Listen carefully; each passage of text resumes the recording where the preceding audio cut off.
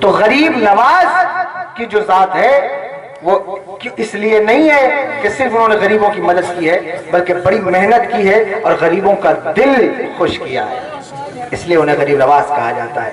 تو آپ بھی غریبوں کا دل خوش کرنے والے بنے، غریبوں کی مدد کرنے والے بنے۔ غریبوں کی مدد کیسے ہوتی ہے؟ ایک کمبل دو اور 50 فوٹو کھینچو، یہ مدد نہیں ہے، اسے مدد نہیں کہتے۔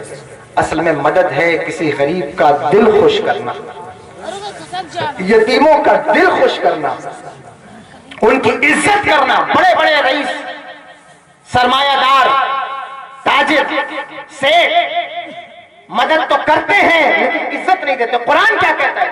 کلا بل لا تکرمون الیتیم۔ بات یہ نہیں ہے، بات تو یہ ہے کہ تم یتیموں کی عزت نہیں کرتے۔ عزت کا مسئلہ ہے۔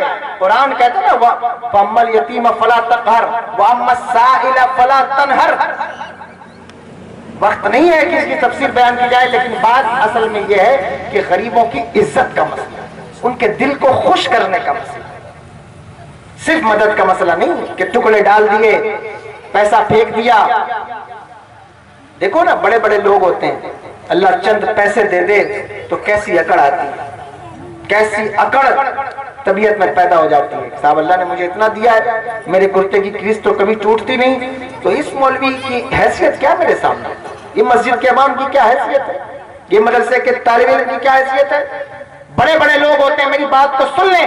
اور آپ نے بہت خدمت کی ہوگی مسجد اور مدرسے کی، میں آپ کی خدمت کا معترف ہوں، مانتا ہوں کہ ٹھیک ہے آپ نے خدمت کی ہے، لیکن اپنے دل کے اندر اور اپنی طبیعت میں یہ سدھار بھی تو پیدا کیجئے کہ یہ تکبر یہ اپنے دل سے نکال دیجئے، تواضع اختیار کیجئے۔ اگر آپ غریبوں کو عزت دیں گے، خدا کی قسم اللہ آپ کو مرتبہ عطا فرمائے گا، آپ کو عزت عطا فرمائے گا۔ اور اگر آپ غریبوں پر دباؤ ڈالیں گے، مدد تو کریں گے لیکن ان کی جو ہے وہ عزت نفس کا خیال نہیں رکھا، تو پھر یہ مدد کس کام کی؟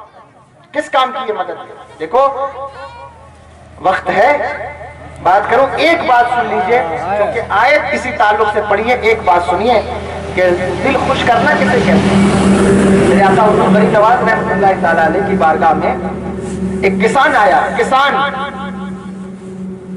ٹیکس بہت زیادہ دور تھا، سلطان شمس الدین التتمش تھا، اس کا دور تھا، تو ان کے دور وہ بہت نیک بادشاہ، بہت اچھا بادشاہ، بلکہ حضور قطب الدین بختیار کاکی رحمۃ اللہ تعالی علیہ کے مرید ہیں سلطان شمس الدین التتمش، اور بعض روایت میں خلیفہ بھی ہے، بہت نیک بادشاہ۔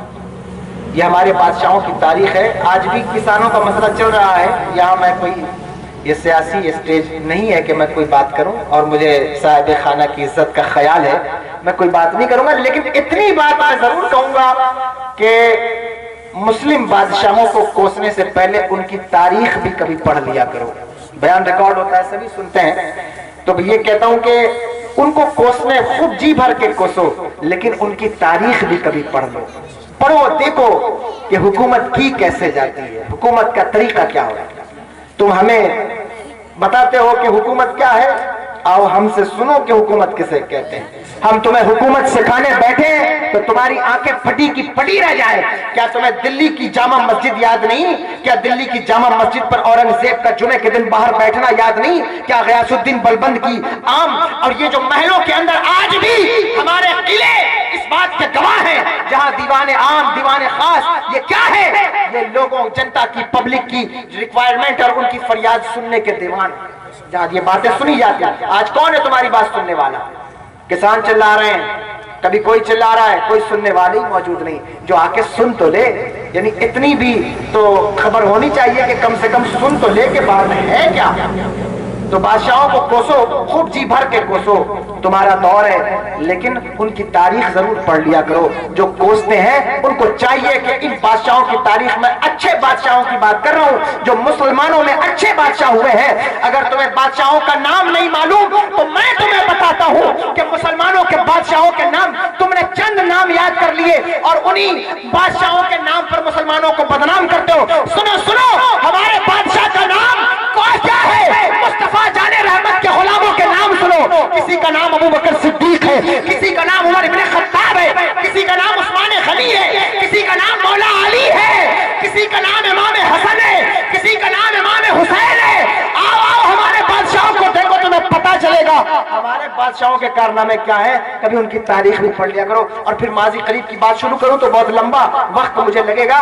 خیر میں نے خاندان غلامہ کے چند نام بتا دیے، یہ بڑے بڑے نام ہیں۔ خیر تو یہ کہنا یہ چاہتا ہوں کہ بادشاہ تھا اور حضور غریب نواز کی بارگاہ میں ایک کسان آیا اور آ کر اس نے کہا کہ حضرت بادشاہ کے کارندوں نے میرے اوپر ٹیکس بڑھا دیا ہے، کرم فرمائیے کہ یہ ٹیکس جو ہے وہ ذرا کم ہو جائے۔ میرے آقا غریب نواز نے فرمایا چلو۔ کہاں چلو؟ اجمیر سے دلی۔ اجمیر سے دلی آج بھی بہت اسپیڈ کار سے جائیے تو ہی 5 گھنٹے لگتے ہیں، 5 گھنٹے لگتے ہیں، بہت فاسٹ ٹرینیں سے جائیں گے آپ، پھر بھی 6 بجے چلیں گے، کم سے کم 12 بجے پہنچیں گے۔ اس زمانے میں کچھ نہیں تھا، پیدل چل کر اجمیر سے دلی کتنی مصروفیات ہیں، لیکن اجمیر سے دلی اپنے ایک مرید کے لیے پیدل چلے۔ واقعہ بار بار بیان ہوتا ہے، لیکن میں خصوصی توجہ ان لوگوں کی چاہتا ہوں جو میری بات اس وقت آن لائن سن رہے ہوں گے، میں ان کی توجہ چاہتا ہوں اور آپ کی بھی توجہ چاہتا ہوں، اور ان مدارس کے طلبہ کی اور ان زیب سجادگان کی جو خانقاہوں کے سجادہ ہیں، میرے بھائی ہیں، میں ان کی عزت کرتا ہوں، قدر کرتا ہوں، لیکن میں ان سے صرف یہ عریضہ پیش کرتا ہوں، خدا را غریب نواز کا نام لیتے ہیں تو غریب نواز کے عمل کو بھی ذرا زندگی میں اتارے نا، ذرا زندگی کے عمل کو، حضور غریب نواز کے طریقے زندگی کو بھی اپنی زندگی میں اتارے۔ آج تو کنڈیشن یہ ہے کہ کوئی کسی پیر صاحب سے دعا کے لیے بھی کہہ دے تو کہتے ہیں انشاءاللہ میں دعا کروں گا۔ بزرگوں کا طریقہ یہ نہیں تھا، ہمارے بزرگ تو فوراً اگر کسی نے دعا کے لیے کہا تو وہی مصلی ڈال کے دعا کرنا شروع کر دیتے۔ تو میں ان سے یہ بات کہتا ہوں کہ ذرا توجہ کریں اور غور کریں کہ ہماری زندگی کیا۔ حضور غریب نواز وہاں سے چلے، غریب نوازی کسے کہتے ہیں؟ یہ جو آیت کہہ رہی ہے نا کہ فَأَمَّا الْيَتِيمَ فَلَا تَقْهَرْ وَأَمَّا السَّائِلَ فَلَا تَنْهَرْ، منگتے کو جھڑکنا نہیں ہے تو صرف جھڑکنے کی بات نہیں، اس کے دل کا خیال، اس کے دل کی خوشی کا خیال رکھنا ہے۔ چلے وہاں سے پیدل۔ حضور قطب الدین بختیار کاکی کو پتا چلا کہ حضور غریب نواز تشریف لا رہے ہیں، تو بادشاہوں کے ساتھ پورا شہر باہر نکل کر استقبال کے لیے آیا، استقبال کے لیے آیا۔ آپ پہنچے تنہا، کوئی ہٹو بچو نہیں، کوئی قافلہ نہیں، تنہا پہنچے، تنہا پہنچے، توجہ ہے، تنہا پہنچے، ایک مرید کے لیے تنہا پہنچے۔ حضور قطب الدین بختیار کاکی کی خانقاہ میں قیام فرمایا، بادشاہ حاضر ہوا، کہا حضور کیا بات ہے، آپ اکیلے آئے بنا خط کے، بنا کسی اطلاع کے؟ حضرت نے کہا ہاں یہ میرا مرید ہے، تمہارے کارندوں نے اس کے اوپر ٹیکس بڑھا دیا ہے، یہ کہتا تھا کہ میرا ٹیکس کم کروا دیجیے، اس لیے میں اس کی سفارش کے لیے آیا ہوں۔ آپ غور کیجئے، بادشاہ نے کہا حضور آپ نے اتنی زحمت کیوں اٹھائی، آپ خط لکھ دیتے، آپ کسی سے کہلوا دیتے، کیا اس کا کام نہیں ہو جاتا، کیا میں اس کا کام نہیں کر دیتا؟ میرے آقا غریب نواز نے کیا فرمایا، کہا ہاں ہاں میں جانتا ہوں کہ میں خط نہ بھی لکھتا تو بھی اس کا کام ہوتا، لیکن آیا اس لیے ہوں کہ ہر قدم پہ اس غریب کا جو دل خوش ہوا ہے اور اللہ کی رحمت جو مجھے عطا ہوئی ہے وہ کہاں خط میں ملتی، وہ کہاں نام میں ملتی۔ اس دل کے خوش کرنے والے کو غریب نواز کہا جاتا ہے۔ غریب نواز کوئی یوں ہی نہیں بنتا، غریب نواز بننے کے لیے غریبوں کے دل میں جگہ بنانی ہوتی ہے اور غریبوں کو اس طرح نوازنا ہوتا ہے کہ لوگ کہنے پہ مجبور ہو جاتے ہیں کہ خواجہ ہند وہ دربار ہے اعلیٰ تیرا، کبھی محروم نہیں مانگنے والا تیرا۔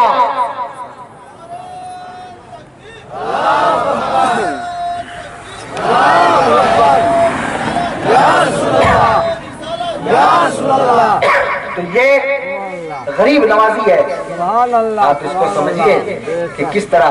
اب یہ میں بات یہیں ختم کر دیتا ہوں کیونکہ کل پروگرام ہے، اسی موضوع پر میں کل آگے انشاءاللہ تکمیل تک پہنچاؤں گا۔